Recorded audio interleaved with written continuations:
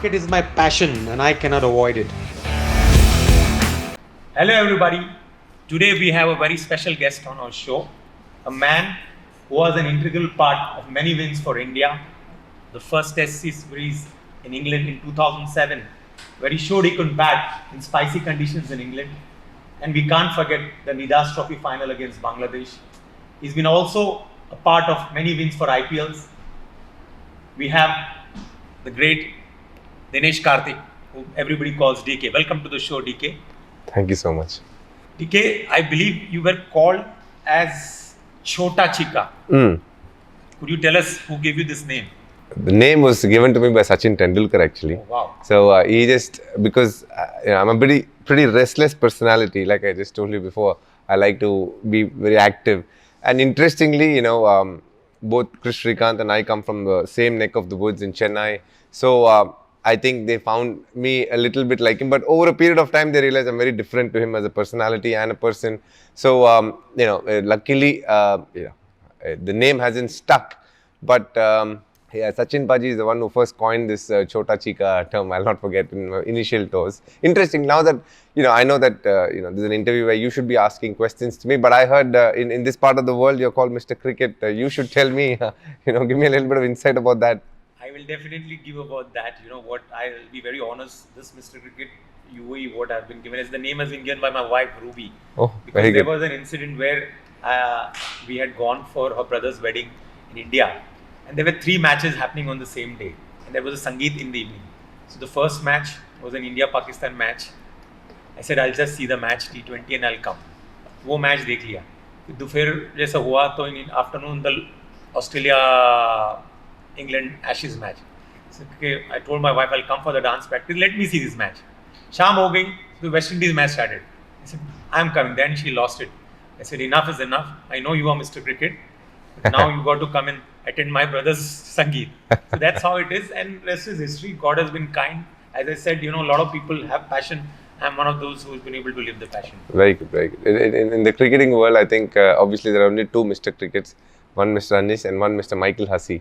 He's also nicknamed Mr. Cricket, so it's good. There's no doubt, and he's the one with whose permission I took this, inaugurated this show. Very good. He's a Lovely. dear friend of mine, and since he's associated with CSK, and my connections with CSK goes a long way, because Fleming is our coach for my T10 team. Oh, And that is the time I got introduced to Mike Hussey, and then that Mr. Cricket came.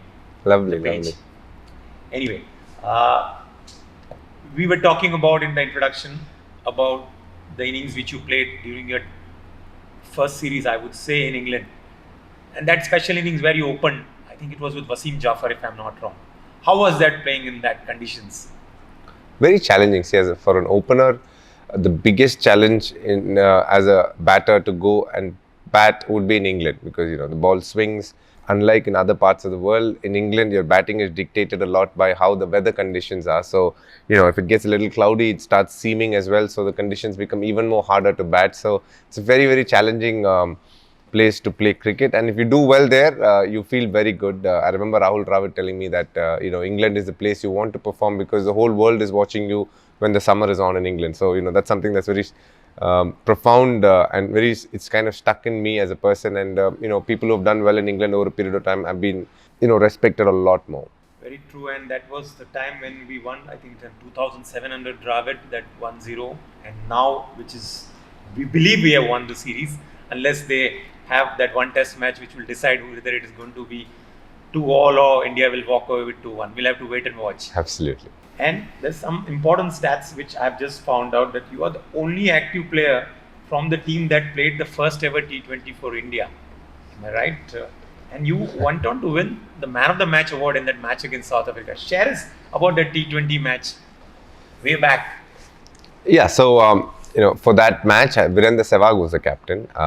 2 players exist actually from the team that played. I think MS Dhoni, he is also still playing. Obviously, he played even a couple of days ago in the IPL final. So that was a very interesting game, because that was the first ever T20 India has played. Before that, other country had played, but India hadn't played. So just to come and play that match, and God was kind, and I was lucky to be India's first ever man of the match in a T20. Today the format has become big, and it's the most followed format in the world when it comes to cricket. So It's nice to have set a certain benchmark or whatever you can call it. But I'm happy that I was able to be the first man of the match. It's something that is obviously very special to me. And I want to tell to all the people who are going to watch this show, he was also a part of the squad when India won the 2007 World Cup.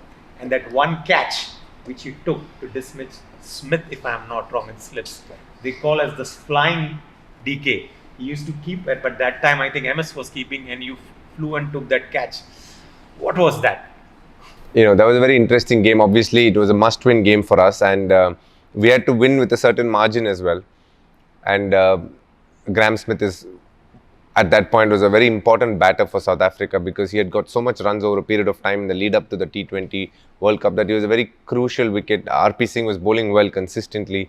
Dhoni had just placed me, yet another one of his master moves. He correctly placed me in a place which was neither slip nor gully, somewhere there in between, and the edge came my way, and as I said, it was a great feeling to take that catch. Actually, it was, I think, voted the catch of World Cup.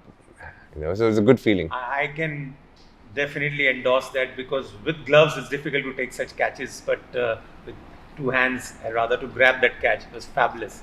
And we all know we have won that World Cup. How was that feeling, winning that T20 World Cup? Because nobody knew about T20 till India won that World Cup. I think it is one of the fondest memories of my life because even today, people speak about it. The two World Cups that everybody speaks about is 2007 and 2011. I think those were two very special World Cups. Yes, 1983 was fabulous. I think that's where India as a cricketing nation started to develop. But to be part of the 2007 and 2011 was, it's a great feeling, and I'm, honored and happy to have been, part of 2007 and been watching the 2011 World Cup and see how it all unfolded was brilliant. Well, nobody can forget that, and that gave birth to IPL. Can you tell us about your first franchise? Oh, definitely. I think the first time I got picked was for Delhi Daredevils. Virender Sehwag was captain. We had a very good team. We had Megra, we had Daniel Vettori, AB de Villiers, Dilshan. So we had a very, very good team and some very Shikhar Dhawan, Gautam Gambhir. So, it was a very, very good team. We went to the semi-finals that year. Just, one bad day against a very good team, actually, Rajasthan Royals at that stage. They had kind of, Shane Warne had led them really well. A very interesting captain, a very interesting personality who completely played the game very differently to what the other franchisees played. And it was great to watch them do what they did. And people still remember the first ever win, actually. Yeah, but I remember that IPL, that you guys dominated the whole IPL, and at that time there were no top two qualifiers. You never know, had you had got another chance, you would have probably made it to the finals, because nowadays the top two teams get that extra bite at the cherry. Absolutely. I think after that second IPL actually, which happened, where we dominated throughout, and we can't even call it one bad day. Somebody had a really special day in the name of Adam Gilchrist. He came and had a very, very special day, and and after that he himself suggested that it is important that when a team has done so well through the tournament, they get another opportunity. That's when this format came about, where 1 plays 2 and 3 plays 4, and the winners go through. So it was very interesting suggestion, and I think IPL took it on board, and that's been one of IPL's strength as well. The fact that they listen to feedback from the players and are constantly looking to improve and evolve, which is very important in any walk of life. Oh, let me tell everybody, Dinesh Karthik is one of the few players who have scored around 4,000 runs, more than 4,000 runs in IPL. Very few players have done it, and to score 4,000 runs in IPL is not easy. So let me come to that. You played international cricket, you played IPL, and you've also captained in IPL. Now, I want to have an answer from you. Captaining an IPL team is much more tougher than an Indian team.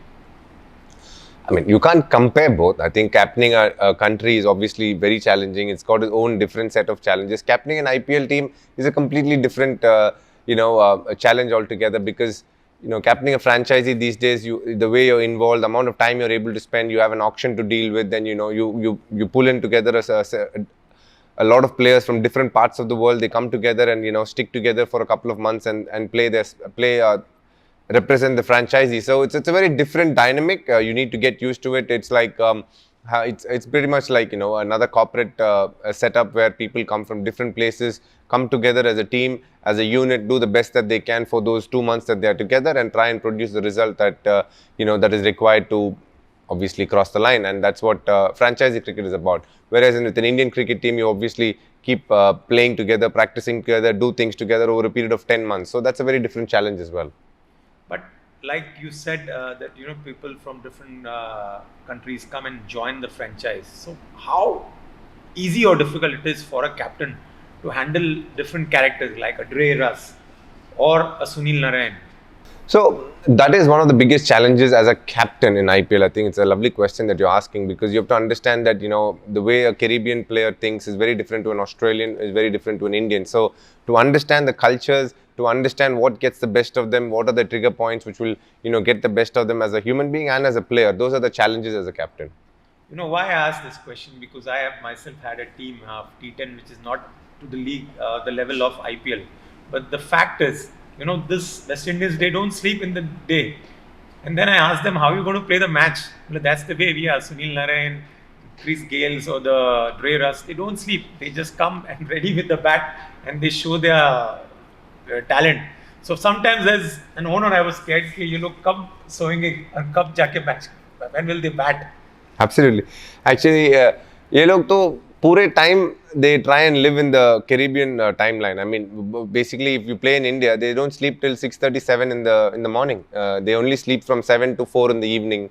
So that's how they, you know, so that when they do get back, they just continue their lifestyle, living in the same time zone. That's something most of the Caribbeans I've noticed. They seem to be doing that, and are very comfortable doing that. Luckily for them, the IPL match starts at 8, so you know, they're very easy. If the match was in the afternoon, that's when the trouble is. All right. You had a very fantastic start as a captain for KKR. You know, at that time, I think you made it to the playoffs. You were defeated by Rashid Khan special. Am I Absolutely, right? absolutely. I Tell think- us about that match. Oh, that was a fabulous look. I think when that auction happened, we were the youngest team, average age, and many people gave us a chance. But to somehow find a way and, you know, get to the playoffs, we beat Rajasthan in the playoff first game, and then we were playing Sunrisers, and we were doing very well in that game till Rashid Khan came and played an absolute blinder. He's a fighter, you know, he's a great cricketer, and he's an absolute treat to watch as a player as well. He came in and played a very crucial knock. More than his bowling, it was his batting. That's when his batting slowly started climbing the ranks, and he played a really important knock.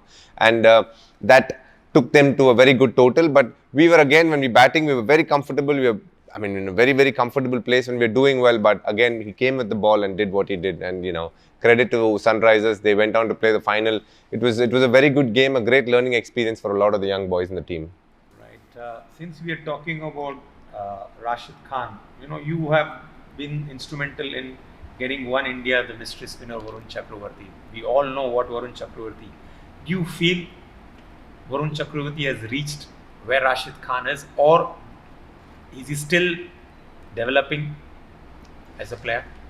I think he's still developing as a player. You know, Rashid Khan has been around for 5-6 years now. So it will take time for a player to become a world-class player. But what Varun has done in the limited time that he's been around is shown the world how good he is, how good a reader of the game he is, how he's able to think under pressure situations. And, you know, he's somebody who's from the south of India, who's well educated. So, you know, that is giving him the confidence a lot of the times to think with a lot of clarity, because he's somebody who's seen a lot of hardships. So he's able to go through the grind, and whatever is thrown at him, he has answers for it. So he's a very good role model for a lot of youngsters, you know, seeking answers in life, who, you know, keep trying. But when they figure out what passion is, they hold on to that and they try and achieve the best that they can, using the passion as a fuel. They say he has 7 different deliveries. You are the wicket keeper, and in your language you say "Pehla dalna, dusra dalna, teesra." What do you say? What do you tell him? I think you know, obviously, as you see what the batsman is struggling with, you just give a little bit of information, and you know this one. But he's a very clever bowler. He'll do very well for himself. I have no doubts about it. And in fact, bearing the finals, he had a terrific tournament. Because his analysis till the finals, he had not given more than 26 runs. Only in the finals you have that one of those days where probably things don't go your well. But do you feel he's a trump card for India in this World Cup? 100%. I'm glad to hear this, because I've been always hopping on this, that Varun Chakravarti, I hope he remains fit and will be India's trump card. Definitely. Okay. Before I go to the T20 World Cup, there was one innings which none of us can forget, which I spoke about us in the introduction, that Nidas Trophy finals, 29 runs of 8 balls. Well, India dominated that tournament, and in the finals, we started off well with Rohit Sharma, but then in the middle, as it happens in T20, we came down, and then Shankar was struggling. We just went into bed. In fact, we were surprised why you sent so late, and then suddenly Dinesh Karthik comes in and finishes the game. What did you eat for breakfast or lunch that day? It was a very good day in my life. I think, I had planned and practiced those situations a lot in the lead up to that. So it all came to fruition on that day, and I was very happy with the way I was able to react to everything that was, thrown at me as challenges. They were a very good team. There was so much animosity between them and Sri Lanka. So it was a great tournament to be part of, a very iconic tournament in many ways. But you did not answer my question. What did you eat for lunch? You said you had a very good day, but whatever you were hitting was going out of the park, and that last ball six of Soumya Sarkar literally brought tears in his eyes. If you, in a very serious manner, I got up very late that day because the match was in the evening, very late in the evening, 6:30 or 7. I'm not very sure. But you don't try and get up very early because you don't want to be awake too long before the game starts. So I woke up only at 1:30, just ordered normal room service. I must have ordered pasta consistently. That's what I do before a game. Try and load up on carbs so that it keeps you pretty energized before the game. So I'm sure I did the basic things, but sometimes the stars align and things work out for you. And 29 runs of 8 balls, one can only dream of. They say miracles happen once in a while, and that was why Dinesh Karthik is called as the finisher. Now, one game I definitely want to touch upon, and which you have also probably spoken in a few interviews, the 2019 semi-final World Cup at Manchester against New Zealand. What happened that day to India? The first day we were all over them, and second day when we came on to bat. Tell us something about that. It was a very weird game. I keep saying this, very awkward game for us as well because we started the game on one day. It's supposed to be a one-day international 50-over game, but it went for 2 days. When they batted, the conditions were slightly tricky, but then it got much better. By the time we came around the next day, there was rain the previous night. There was rain in the morning. The ball started to swing. It did a lot more than what it should.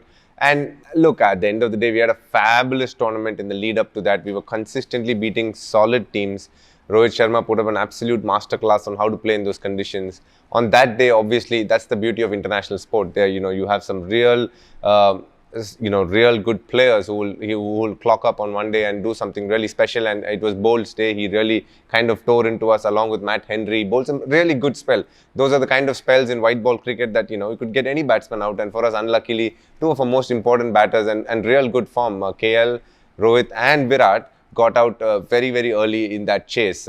And after that, you're always fighting against odds because, when these three batters have dominated through the tournament and suddenly on the main day, they're having an off day, all three together, then obviously the others have to chip in. We did our best, and then MS Dhoni absolutely pulled off what he did as usual. Came within touching distance, but, luck be as it is, we couldn't cross the line. Catch it when you... Nicholas... It was a 50. I'm sure, I to be very honest, I haven't seen too many replays of it. But the moment was not whether they caught the catch or not. I think overall it was, in many ways, destiny to what had happened. So you don't try and read too much into that. Just be happy for the memories. I think it was a very good tournament. I think nobody dominated the tournament as much as we did in the lead up to the semi-final. And it so happened that we didn't have a great game that one. Well, we as armchair experts, it's very easy for us to say after the match that we believe that Dinesh Karthik should have been given a chance against to bat in that previous match against Sri Lanka, because you had come in after the loss to England and you had not got enough match practice because you played, I think, 8 or 10 balls against Bangladesh. And then there was a chance and an opportunity for you to get in your eye in, because unless you have that enough match practice, it makes a difference. But that's what we felt. I am not sure how you felt at that time, that because that victory was just a formality. Probably had Dinesh Karthik played some balls, would have made a difference. Definitely, I think it's always nice when you play a few matches and you get that feel. And I had played a couple of practice matches before the tournament started, but the tournament was so long that you lose that feel. You lose that that you've not played a match for a long time. But those are the challenges of international cricket as well. You need to adapt. You need to be ready for it. And I was trying my best, that's for sure. But sometimes, as I said, it happens in life. Sometimes it doesn't. Now, Dinesh, you said sometimes. It has been now happening. The last one in ICC Cup was in 2013. Then 2014 we lost to Sri Lanka, where probably we dominated the whole tournament. We were on the other side when Malinga and Kulasakra bowled that special spell. Then in 2016 West Indies came from nowhere, and I remember Landon Simmons had landed that same night, and next day he just hammered India in that Wankhede Stadium. Then Champions Trophy 2017, and now 2019. Have we become as the chokers in the big tournaments? I'm not sure whether you have been playing international cricket. How would you say that? When do you think India is going to cross the hurdle? It's a difficult question. But have we got into the mind? No, we can't. And now also the World Test Championship final. We come close, but we are not able to cross the hurdle.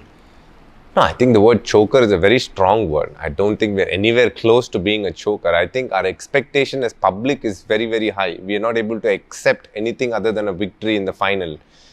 If that is the yardstick we are setting, it's very unfair on the players, because at the end of the day, most teams, any other team playing the tournament would give an arm and a leg to have the record that we have. We have consistently, in every tournament that you've said, we have always hit semi-finals, and on a few occasions hit finals as well. As I said, every other team in world cricket today will take the record that we are having, but we have a problem with it because we believe that we should be winning every tournament, which is nice in a way, because because these expectations are high and we have so much of fan following, and that's why the sport is so beautiful, and it is followed as a religion in most parts of our country, and people love the sport. But just like you would know in a corporate world as well, you want to be the best. But in every product that you release, or every walk of life, or every branch, you're not going to be the best. There will be places where you will keep trying to become the best you can be. And if you just take decades, I think in this decade we won 2013, 2011. We won a World Cup, Champions Trophy. I think 2 ICC trophies a decade is a fabulous achievement. It's just that our expectations are that every tournament, India goes on to play, and in many ways I would say that's the strength as well, of our fans, because we have those expectations. We see our players in different light and treat them, in a kind of hero worship sort of way, which is obviously, as a player, it's a great feeling. But we also know that as players, we're bound to fail, and it's normal. Even if you take an IPL, every franchisee wants to win every year. But there is not one franchisee which has won all the years. The best any team has done is a Mumbai Indians at 5 and a CSK at 4. But the rest of the franchisees are all fighting. KKR comes in third at 3 with two titles. So over a period of time, what I've realized is, this is a very cliched term, but focus on the process. And I think India is very good at that. We can't consistently focus on the process. We play a brand of cricket which always takes us to the knockout stage. In knockout stage, more often than not, we definitely win. But sometimes, we haven't been able to cross that last hurdle, so to say. And that could happen to any team.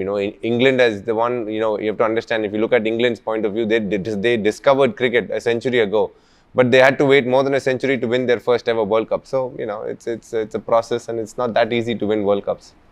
Right. You mentioned about KKR winning 2 titles. They were almost there to win the 3rd title. You all had a difficult tournament when we were playing in India, and then suddenly, when you all came here, you all had 4 points, and out of the last 7 league games, you all went on to win 5, and then won 2 eliminators. I believe you would have been happy to carry the Sharjah wicket to Dubai. Oh, definitely. I do think the Sharjah wicket suited us a lot better, because our spinners obviously created a lot of problems for most batsmen. So, and our strength was both our mystery spinners are really good at what they do, and we played some really good cricket. We also backed it up with some serious batting. In those conditions as well, we fought. Sometimes we made the match tougher than what it could have been, but that's the beauty of T20. You need to be, ready at all times as a batter or as a bowler, and we played some real good cricket. We showed a lot of character, because when we came into UAE, not many gave us a chance to qualify. But the way we played, we rose from a very tough situation and did what we did. So I'm very proud of the way the boys played. You came across MS Dhoni that day, and Faf du Plessis obviously had his own on that day. But anyways, as you said that one team has to win and the other team has to lose. Unfortunately, KKR was on the wrong side. Now, coming aside cricket, not everybody knows, I don't know how many people know, but when we saw you doing Zoom chats with Sky during the India-England series in India, that is the time we saw the other side, Dinesh Karthik as an expert. And when he went to England during the India-England series, Dinesh Karthik nailed it. Like, everybody was talking about, not the English commentators, they were talking about DK. ये नया रूप कहाँ से आया? From where this DK came? Always मुझे थोड़ा क्या बोलते, I used to listen to commentator speak. मुझे I used to like Bill Lawry, Mark Nicholas, the way they used to speak. I used to really listen to them very hard and very deeply, like what they're saying, how their voice modulation is. I used to be interested, but I never ऐसा नहीं सोचा था कि मैं भी एक दिन commentator बन जाऊँगा. But it was, in many ways I think I wasn't sure and I didn't want to do it, to be honest. But my manager and my family, they said, give it a go. In India, the perception is as soon as you get into commentary, they think you're retired. So, I didn't want to go down that route. I really want to play quite a few years from now. So, I wasn't sure. But they said, no, what's there? You have time, do it. Break the stereotype of people thinking that you have to, retire to become a commentator. So, I kind of took that as a challenge and said, all right, let me do it now. And then obviously, initially I did work from India. They liked my work. They thought I spoke well. Then they called me over to England, and I started with the World Test Championship, and that went pretty well, I would think. And the Sky Sports, the India's England series, I assume went well. So as long as people are happy listening to me, why not? I can tell you, any and everybody who understands cricket loved your commentary, and that's why you were all over, not only in UK news as well as India, the DK, the other side of DK. Anyway, now let's just come to the World Cup. India has already picked up the squad 15. And I heard you saying yesterday about Hardik Pandya, and you did mention about him. So tell us, to our viewers, Hardik Pandya, does he walk into our playing 11? 100%. There's no doubt. He will definitely walk into the playing 11. So if you had to pick your 11 players, you are Virat Kohli, your 11 players, I know the conditions matter, but let's presume they are playing in Dubai. Would you take Ishan Kishan as an opener, or would you send Rohit with KL? See, what I do believe right now is we'll have to wait. I wish I came for this interview 5 days later, because we would have seen both the practice matches. That matters a lot, because you have to understand the beauty of Indian team right now is all 15 who have been picked, anybody can play in the 11, and all are in form. Including the Ishan Kishan and Surya Kumar Yadav. Everybody is in form. So you have to just wait for those practice matches. Then we'll get a very fair idea. Right now, if I tell you 11, I could, but I don't think I'll be anywhere close to being right. So it'll just be something I'm just shooting in the dark.